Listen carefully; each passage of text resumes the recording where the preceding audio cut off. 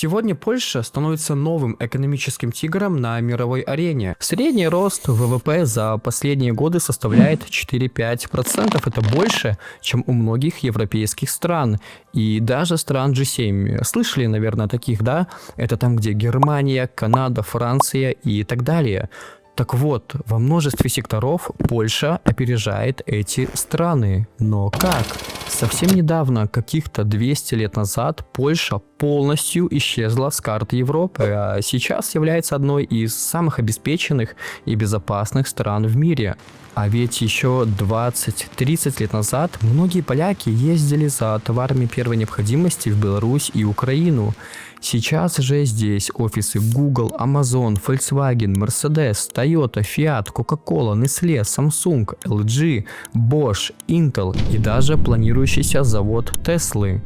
Но Польша решила идти дальше и инвестировать в свои собственные продукты. Ведьмака, помните, одну из лучших игр в истории, разработана польской компанией CD Projekt, а нашумевший Киберпанк тоже польская.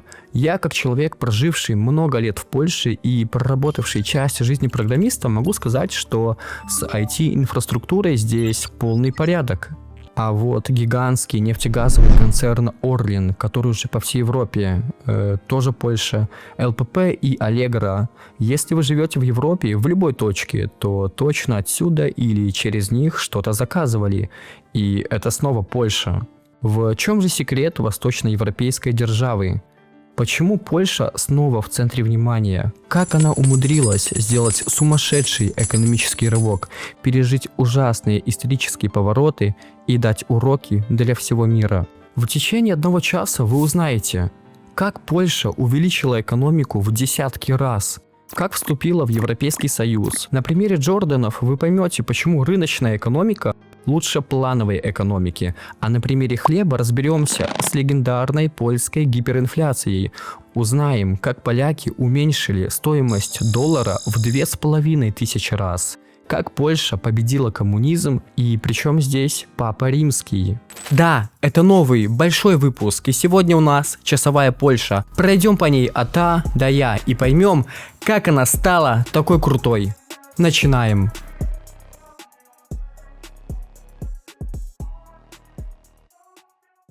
Я бы хотел начать с исторического вступления. Оно большое и громоздкое, но очень важное. Но если же вас больше интересует современная Польша и ее экономика, то смело перематываем где-то на середину видео.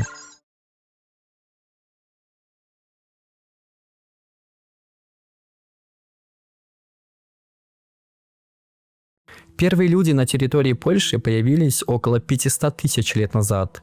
С развитием неолита, а это около 6000 лет назад, здесь начинают появляться первые постоянные поселения. А вот вы знали, что самые ранние задокументированные свидетельства производства сыра в Европе были аж в 5500 году до нашей эры в польском городе Куява?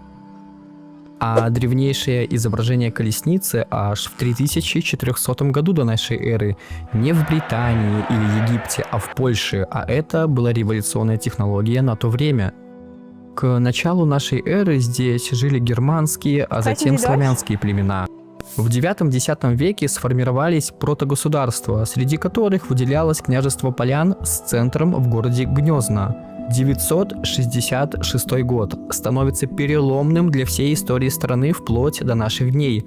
Князь Мешко I принял в стране христианство, положив начало польской государственности, а его сын Болеслав I становится первым королем Польши, и при нем польское княжество на то время достигает вершины могущества. В 1320 году князь Владислав Лакетек, присоединив к своим владениям Великую Польшу, становится новым королем, и Краков становится новой столицей Польши. Как и во многих других государствах, у Польши была куча внутренних проблем, но также были и внешние угрозы, возможно, даже больше, чем у какой-либо другой страны в истории. Страна всю свою историю зажата между могущественными соперниками. С запада на нее давила Священная Римская империя, действуя не только напрямую, но и через своих прокси. Ливонский и Тевтонский ордена, которые хотели расширить свое влияние на западнославянские земли. Одна из главных проблем, и не побоюсь этого слова, катастроф Польши, является ее геополитическое положение. Дело в том, что Польша находится по-настоящему в самом центре Европы. На континенте, где объявить войну или стереть пару городов с лица земли, как за хлебом сходить. Ну и как вы понимаете, туда-сюда через Польшу начинают ходить армии крупных держав. Но также это и является ее преимуществом, и скоро вы узнаете почему. Но справа от Польши был другой сосед, у которого были похожие внутренние и те же внешние проблемы. Речь, конечно же, о Великом княжестве Литовском. Как и во многих других государствах, внутренние трудности Польши усиливались внешним давлением. Союз двух государств был исторически неизбежным и политически гениальным шагом. В 1385 году в Крево был заключен союз, скрепленный браком королевы Польши Ядвиги и великого князя Литовского Ягайла, который принял христианство по католическому обряду и стал новым королем Польши под именем Владислава II и вел католичество в Литве. Так родилась уникальная форма двугосударственного союза – Польско-Литовская уния. Вообще, обе стороны получили крутые и значительные выгоды.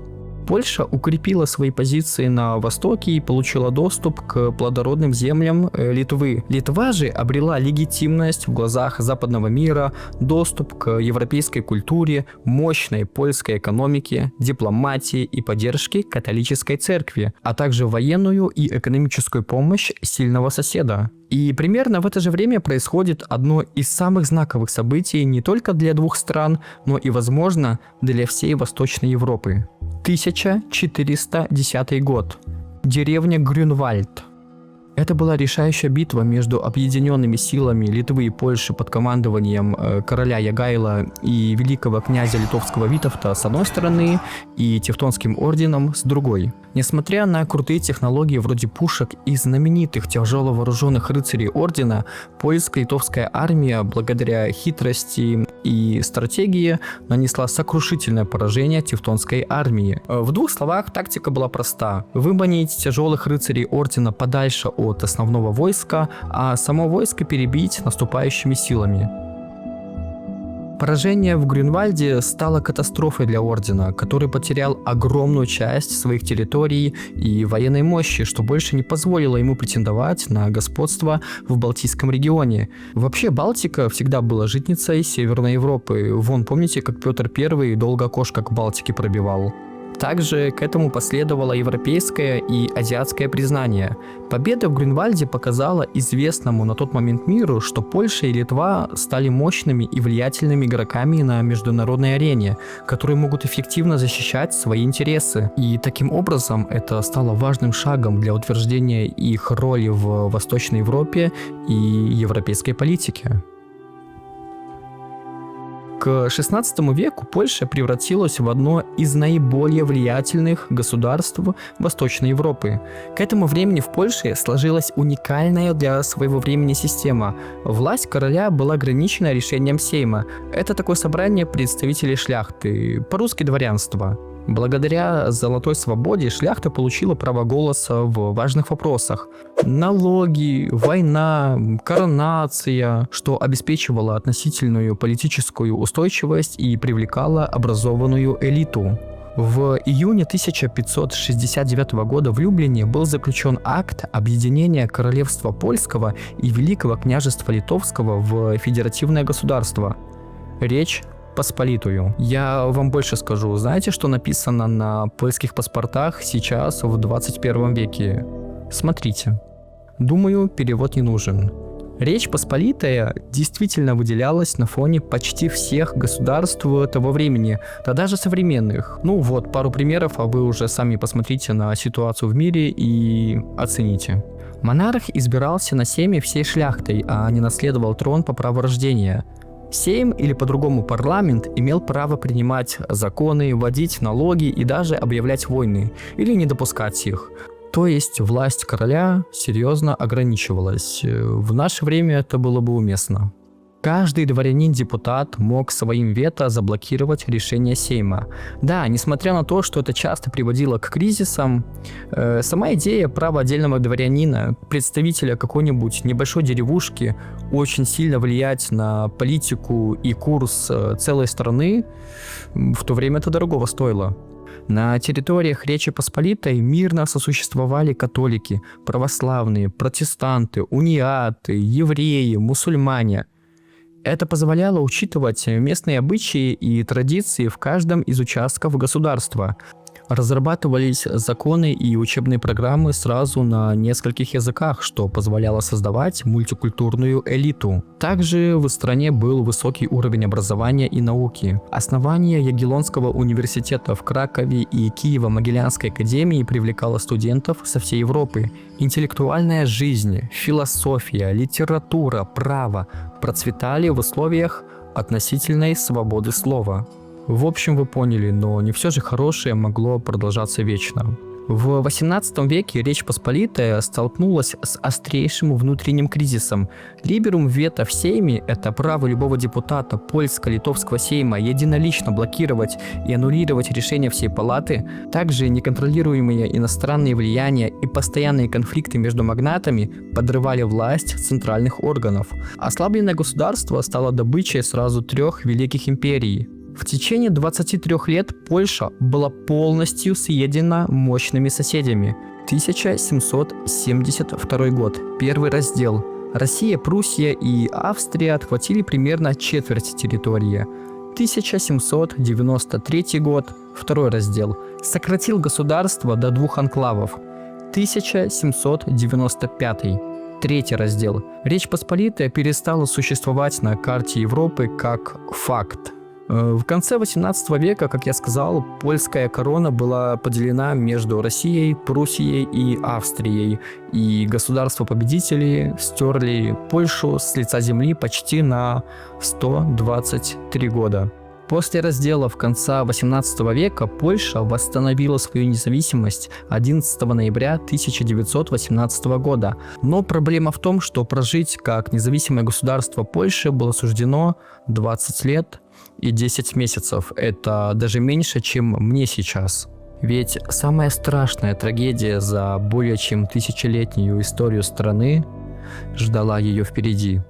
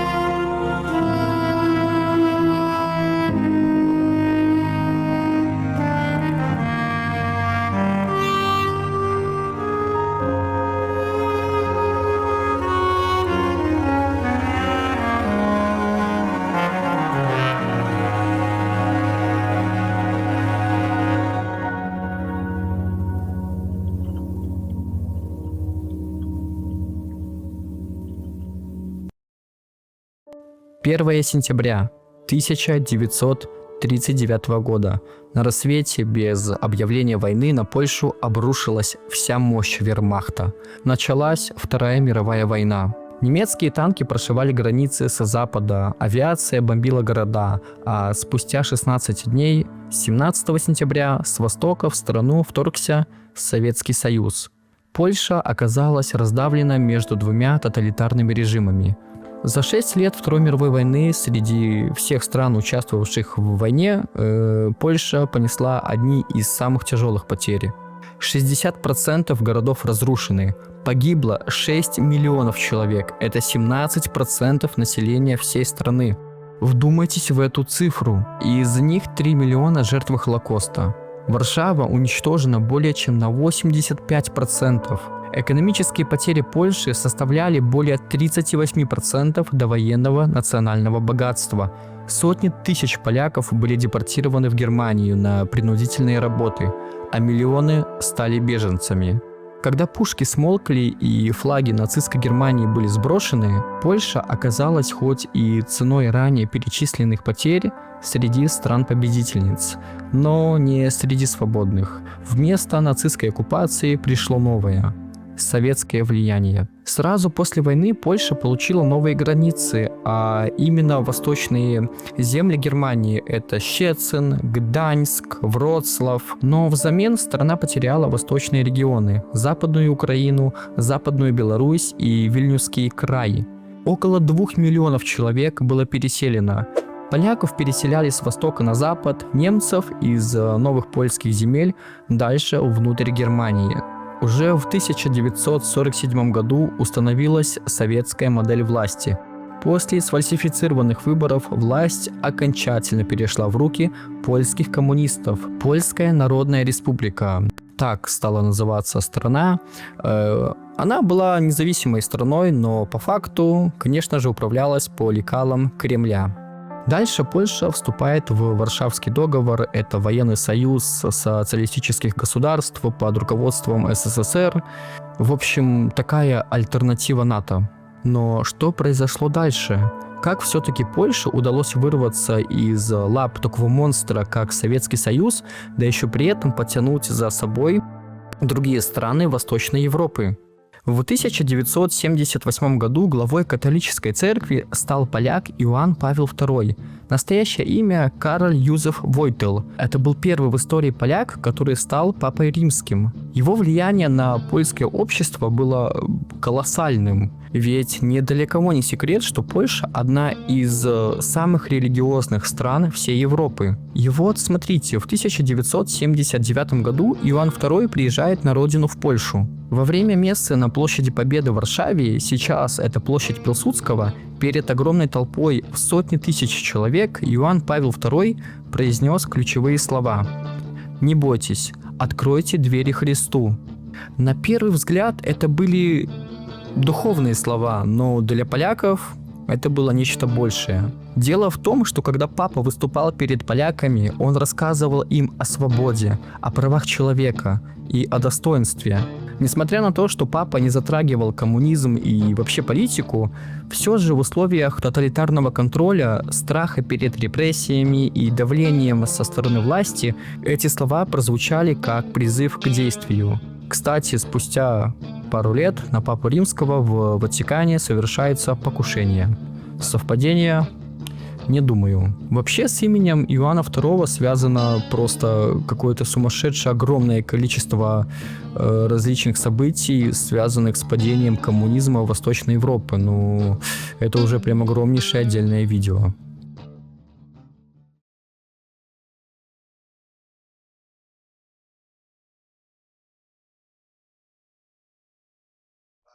Так вот, спустя год на верфи в Гданьске возникает уже ставшее знаменитое на весь мир движение «Солидарность». Движение «Солидарность» — это массовое профсоюзное и оппозиционное движение, которое стало первой трещиной в монолите советского блока. В 1981 году членами профобъединения были свыше 9 миллионов человек, а это 1/4 населения всей страны. Более того, это было первое в социалистическом политическом блоке независимое и ненасильственное движение. Но почему движение «Солидарность» зародилось именно сейчас и приобрело такой импульс? Помимо визита папы, как мы помним, Польша в 1980-1990-х была одной из самых бедных стран Европы. В 1980 году инфляция в Польше составляла около 10,1%, а уже в середине 1980-х годов Польша столкнулась с гиперинфляцией.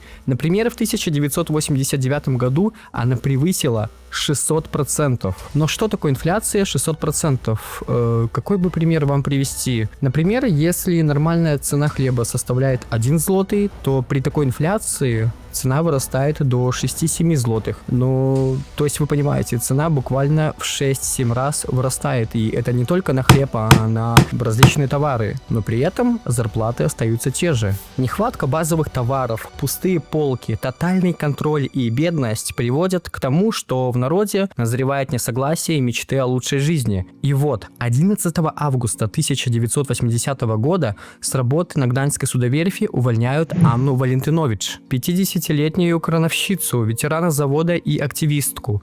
За спиной у нее борьба за права рабочих, участие в подпольных группах и, главное, мужество говорить правду. Ее увольнение стало последней каплей. Рабочие восприняли это как откровенное унижение.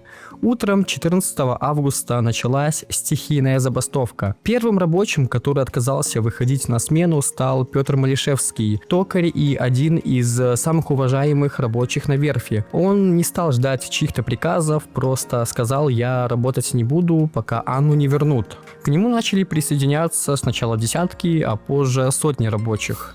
Лидером протестов стал харизматичный электрик Лех Валенса, ранее уволенный за профсоюзную активность. Есть даже фотография, где он перелез через забор верфи и буквально вдохновлял рабочих. Вместе с другими активистами, такими как ранее упомянутый Петр Малишевский, он сформировал межзаводской стачечный комитет и выдвинул 21 требование, среди которых были создание независимых профсоюзов, право на забастовки и, конечно же, свободу слова. 31 августа были подписаны знаменитые Гданьские соглашения, положившие начало самому первому независимому профсоюзу в странах Восточного блока – солидарности, что было просто немыслимо. Еще раз, в странах Восточного блока, где любое инакомыслие подавляется, создается профсоюз в стране с 40-миллионным населением. Это было просто немыслимо. За считанные месяцы в движение вступило около 10 миллионов человек. Это стало мощнейшим моральным и политическим вызовом коммунистической власти. Так еще, как мы знаем, и папа поддержал. Однако терпеть такую свободу долго партия не могла, и буквально в декабре 1981 года генерал Войцех Ярузельский вводит в стране военное положение. Солидарность была запрещена. Лидеры арестованы, а по улицам начали ходить танки. В первые же дни военного положения более 3000 ведущих активистов, включая Валенсу, были задержаны и направлены в центры интернирования, по-другому изолированы. 30 сентября 1986 года в атмосфере еще не сломленного, но осторожно колеблющегося режима под председательством Леха Валенсы был учрежден Временный совет солидарности. Это первый шаг к возрождению движения после тяжелых лет подполья и репрессий. Началось поэтапное восстановление региональных профцентров. Хотя формальной легализации власти не предоставили, они все же больше не вставляли преград, словно признавая неизбежность перемен. Год спустя, 25 октября 1987 года, активисты создают Национальный исполнительный комитет, также возглавляемый Валенсой. И именно эта структура объединила умеренное крыло оппозиции, готовое к диалогу с властью. Однако не все разделяли эту тактику. Многие из движения, борющиеся солидарность, призывали не просто к компромиссу, а к полной победе над системой. Весной и летом 1988 года страну охватили новые волны забастовок, и давление с улиц вынудило правительство искать пути к диалогу. Переломный момент наступил 25 августа, когда министр внутренних дел Числав Кищак провел первую открытую встречу с Валенсой в присутствии представителя католической церкви аббата Аршулика. Именно в этих переговорах, в которых Валенса сыграл ключевую роль, был заложен переход Польши от авторитаризма к демократии. Компромисс привел к легализации солидарности и первых полусвободных выборов, на которых оппозиция одержала просто ошеломляющую победу. Вдумайтесь, 99 из 100 мест в парламенте заняла солидарность. Хотя власть коммунистов сохранялась, и Войтех Ярузельский оставался президентом, а ключевые министерства контролировались коммунистами, в глазах народа это было полное поражение. 7 августа 1989 года Лех Валенса заявил о готовности движения «Солидарность» принять на себя ответственность за руководство страной и формирование нового правительства. Переговоры с представителями лояльных коммунистам Объединенной крестьянской и демократических партий завершились их поддержкой нового курса. То есть все старые партии, которые были лояльны коммунистам, тоже хотели перемен. Это стало решающим шагом, и уже 7 сентября было сформировано первое некоммунистическое правительство Польши, которое возглавил близкий соратник Валенсы, советник и интеллектуальный лидер движения Тадеуш Мазовецкий. И вот, на дворе 1989 год. Какая-никакая демократия, но в стране все еще бедность. И вот тут мы уже подходим к одной из главных тем этого видео. В августе 1989 года Лех Валенса после долгих поисков подходящей кандидатуры предложил Лешеку Бальцеровичу войти в первое правительство солидарности и возглавить экономические реформы в Польше. Бальцерович занял пост вице-премьера и министра финансов в правительстве Тадеуша Мазовецкого. Он также возглавил экономический комитет при Совете министров Польши.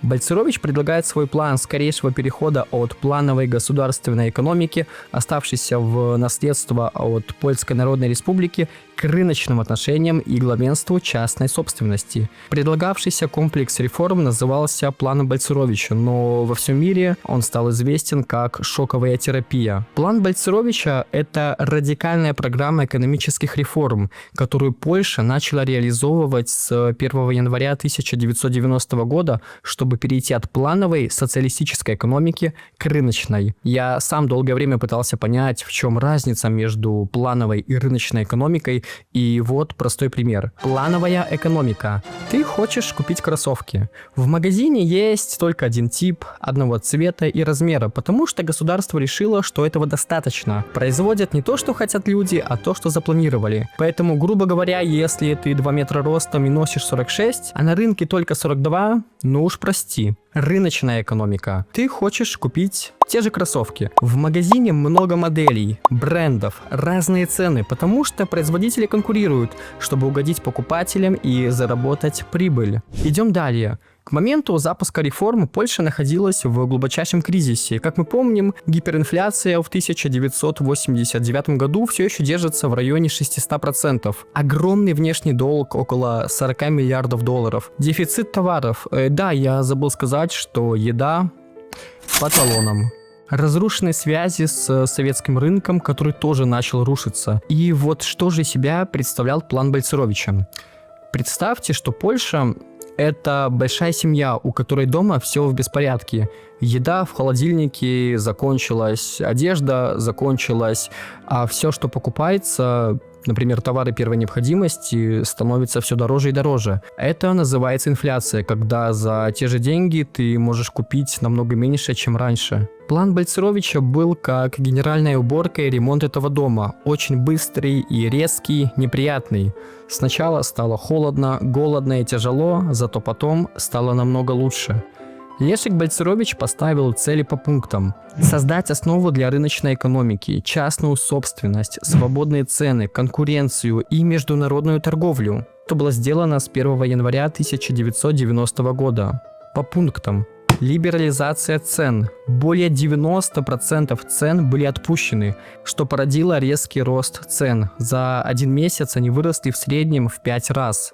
Замораживание зарплат. Был введен так называемый попугайский налог – налог на сверхинфляционный рост зарплат. Резкое сокращение государственного финансирования и убытков госпредприятий, открытие границ для внешней торговли, отмена монополии на внешнеэкономические связи, свободный обмен валюты, введение рыночного курса злотого. Поначалу $1 стоил около 9,5 тысяч злотых. Создание фондового рынка, приватизация. Сначала через мелкую приватизацию магазинов и предприятий. Несмотря на успех реформы, поляки в первый год начали показывать недовольство и давать противоречивые оценки. Почему? Смотрите, в первый год происходит следующее. Инфляция начала резко падать с 585% в 1990 году до 70% в 1991 году. Но образовалась массовая безработица, крупнейшая со времен социализма. К концу 1990-х безработных было около 2,5 миллионов человек, а также сократился ВВП. В 1990 году экономика упала на около 11%. Но на второй год шоковой терапии экономика начала резко расти. Польша стала одной из немногих стран Восточной Европы, где стабилизация прошла относительно успешно. В 1990-х Польша стала лидером экономических реформ в регионе, одной из первых вступила в Всемирную торговую организацию. К концу 1990-х инфляция была в пределах 10%, напоминаю, было 600. Стабильная валюта, устойчивый частный сектор и растущий экспорт из других стран.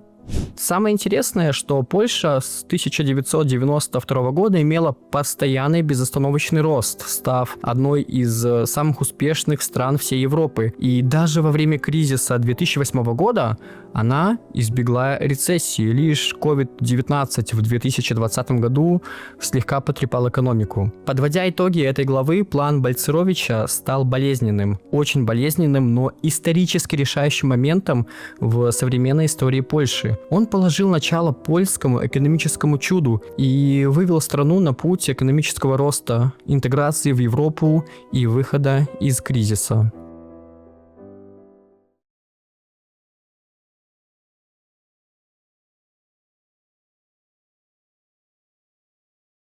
После обретения полной независимости в 1989 году и проведения глубоких экономических и политических реформ, Польша взяла курс на интеграцию с западными структурами, в первую очередь с НАТО и Европейским Союзом. Этот выбор был осознанным и стратегическим. Польское общество и элита видели в этом не только защиту от возможных угроз со стороны восточных соседей, но и путь к стабильности, процветанию и полноправному участию в международной политике. В 1999 году Польша стала членом НАТО. Это стало огромным шагом в сторону коллективной безопасности. Для страны, которая в течение всей своей истории находилась на перекрестке интересов больших держав, гарантия безопасности от крупнейшего военного альянса мира была почти историческим освобождением.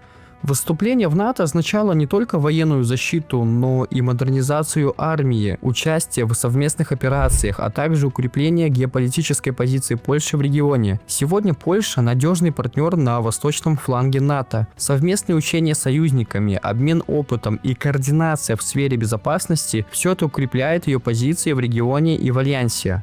Следующим этапом стала интеграция в Европейский Союз. После многих лет подготовки, реформ и переговоров 1 мая 2004 года Польша официально вступила в ЕС. Это событие ознаменовало возвращение Польши в европейскую семью после десятилетия изоляции в советском блоке. Вступление в ЕС дало стране доступ к огромному рынку, инвестициям, структурным фондам, к свободному передвижению людей, товаров и капитала.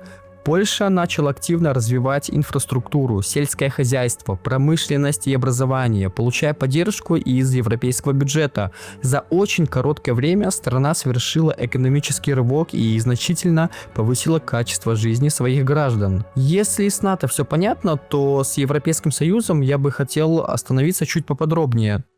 С момента вступления в Европейский Союз в 2004 году Польша стала одним из крупнейших получателей финансовой помощи из бюджета ЕС. Это были не просто деньги, а инвестиции в будущее страны, и Польша сумела ими распорядиться эффективно, разумно и стратегически. С 2004 по 2023 год Польша получила из европейского бюджета 240 миллиардов евро.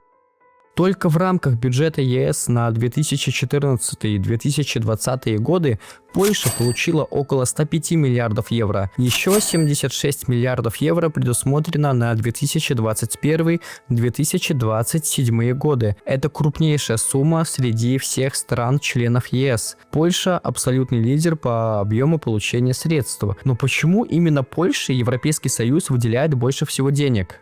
В отличие от других стран, Польша сумела направить эти деньги не на латание дыр, а на долгосрочные инфраструктурные и стратегические проекты. Вот основные направления. Инфраструктура и дороги. Построены и модернизированы тысячи километров автодорог и автомагистралей. Существенно улучшена транспортная связность между регионами и странами ЕС. Реконструированы железные дороги, станции и узлы. Развитие городов и коммунальных услуг. Обновлены водопроводы, очистные сооружения, тепловые сети. Обустроены общественные пространства, парки, культурные центры, реставрация исторических центров городов, например, Краков, Вроцлав, Люблин.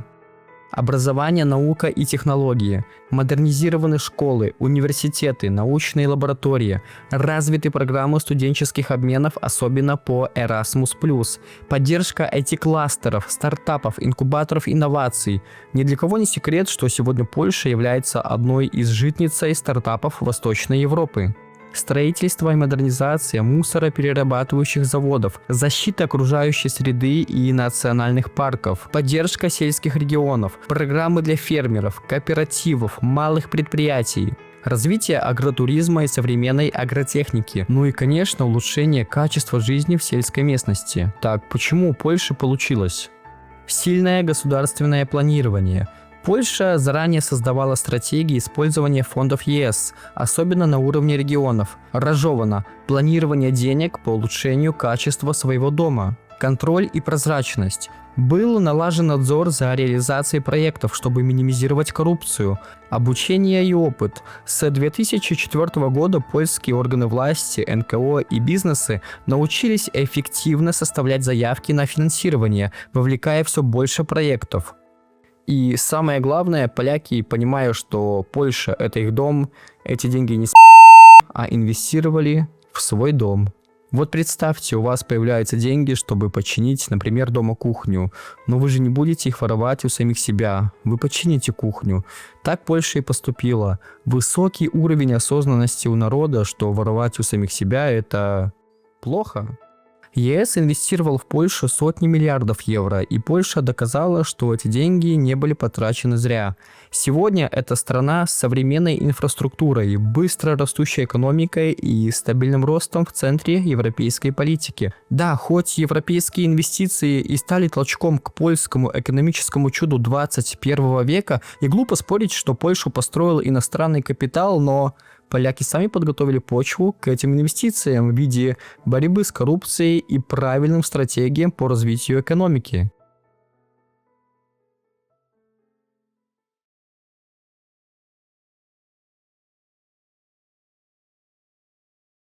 Что сегодня движет польскую экономику? По вкладу в ВВП топ-5 ключевых отраслей выглядят примерно так. Промышленность и производство, включая автомобилестроение, химическую и машиностроительную отрасли. Вы скажете, у Польши нет своих авто. Но Польша их не создает, а собирает. Польша на данный момент является очень крупной площадкой по сборке автомобилей для европейского рынка. По словам польских экономистов, это экономически выгоднее. IT и финтех с огромным ростом числа стартапов, аутсорсинговых центров и RD-лабораторий, сфера услуг, особенно бизнес-услуги и логистика, агропромышленный комплекс, в том числе экспорт качественных продуктов питания, строительство и недвижимость. В городах ведется активная жилищная и коммерческая экономическое строительство. Польша – центр европейского технодвижения. Сегодня в Польше работают тысячи международных IT-компаний, в том числе Google, Microsoft, Amazon, IBM, Oracle и другие. Особенно выделяются Варшава, административный и финансовый центр. Здесь сосредоточены крупнейшие технокорпорации. Краков – один из старейших и самых динамичных технопарков Европы, где размещаются исследовательские центры и финтех-компании. Вроцлав и Познань – быстро растущие хабы стартапов, где создаются решения в сфере искусственного интеллекта, кибербезопасности и облачных технологий. Кроме того, Польша стала одним из ведущих поставщиков IT-аутсорсинга для Западной Европы и США.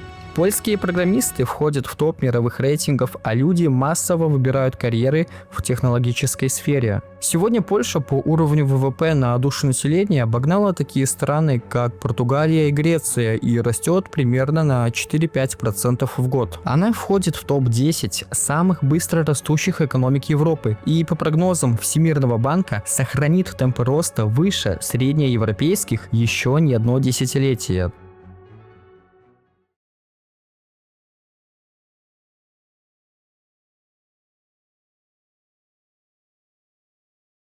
Передовые регионы Польши, преимущественно на западе, имеют доходы примерно в треть выше, чем восточные воеводства. Такая разница сохраняется на протяжении 2000-х и 2010-х годов и отражает исторические, экономические и демографические особенности разных частей страны. Несмотря на устойчивый рост национального ВВП с начала 1990-х, доходы на душу населения в западных воеводствах, например, Нижнесилезском, Великопольском и Любузском, стабильно превышают показатели восточных – Люблинского, Подкарпатского и Подляского примерно на 25-30%.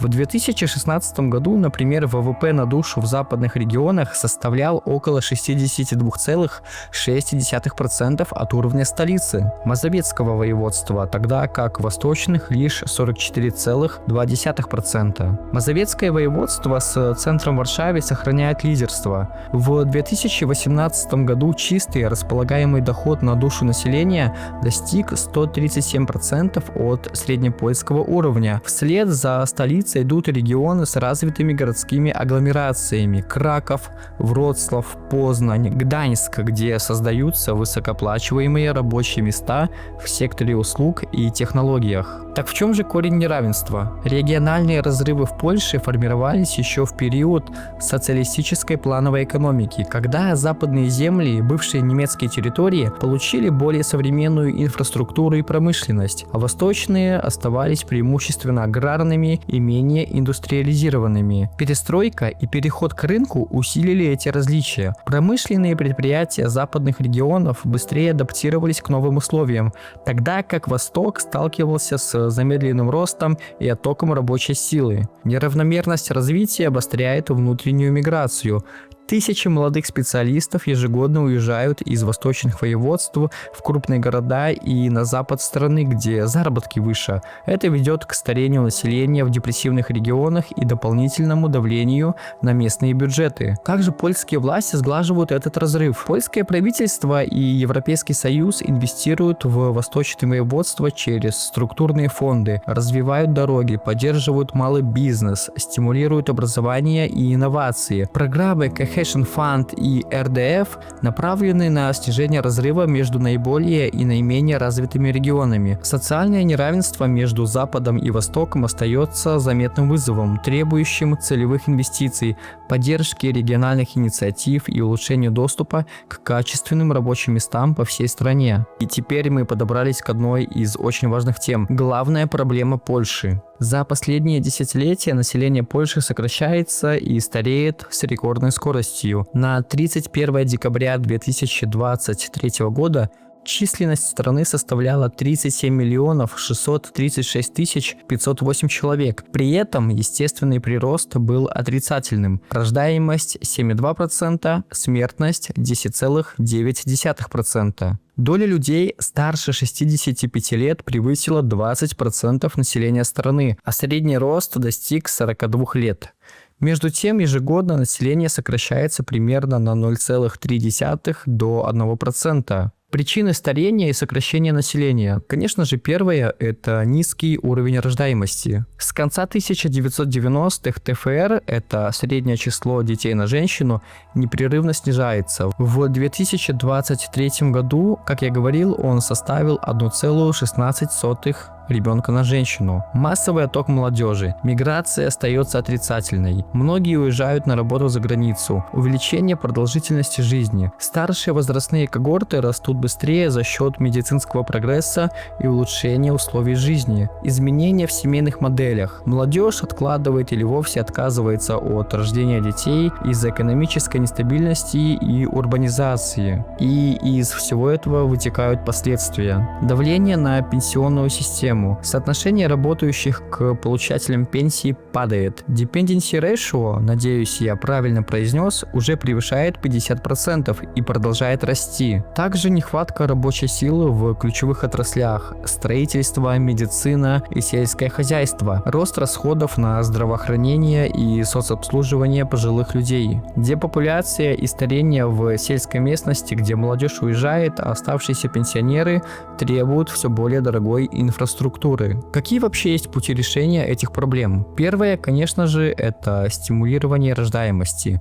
Программа 500+, где выплата 500 злотых на второго и далее ребенка, а с 2019 года и на первого ребенка. Расширение 500+, целевые доплаты молодым семьям, многодетным, работающим родителям и одиноким матерям. Улучшение системы детских домов и яслей, бесплатные места, гибкий график, дистанционные опции для родителей. Привлечение мигрантов, легальная миграция, упрощенные визовые программы для квалифицированных кадров, IT, медицина, строительство и студентов. Интеграция беженцев в экономику и общество, содействие натурализации, активные курсы языка, признание квалификации других стран, программы культурной адаптации, повышение качества жизни в регионах, инвестиции в инфраструктуру и здравоохранение в восточных воеводствах, чтобы замедлить отток молодежи, стимулирование цифровых кочевников, льготные условия для IT-фрилансеров и стартапов в малых городах.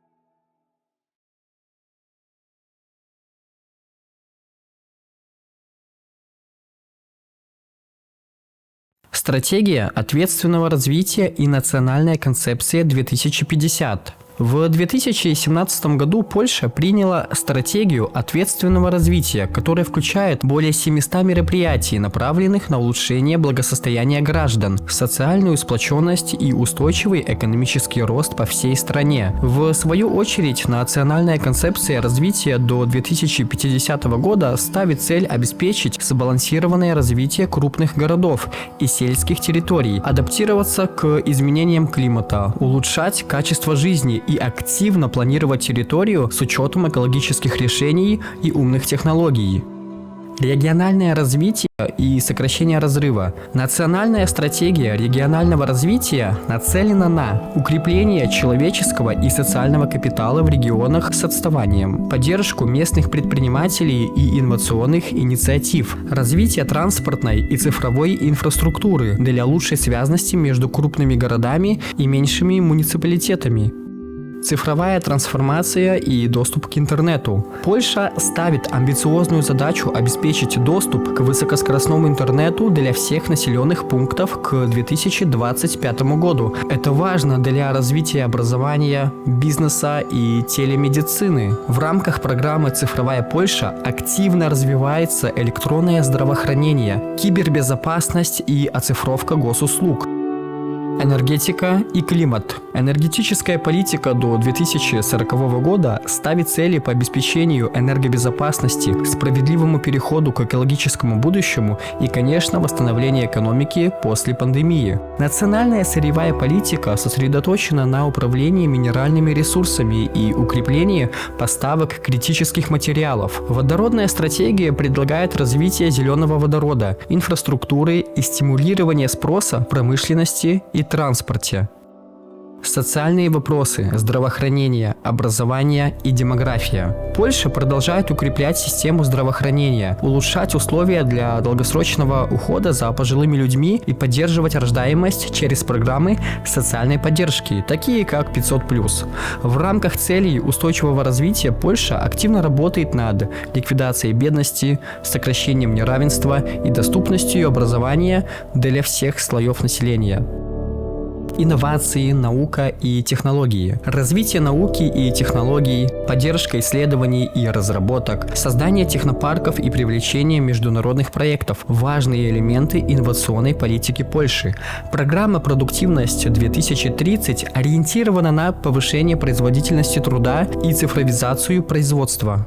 Транспорт и логистика. Польша активно развивает сеть высокоскоростных магистралей, модернизирует железнодорожный транспорт, например, проект Rail Baltica, и строит новые терминалы в портах и аэропортах. Это способствует укреплению транзитного потенциала страны и улучшению связности с другими регионами Европы. Безопасность и оборона. Усиление оборонной промышленности, модернизация армии и развитие сил территориальной обороны – ключевые приоритеты Польши в области безопасности. В то же время внимание уделяется защите цифровой инфраструктуры и усилению программ по кибербезопасности.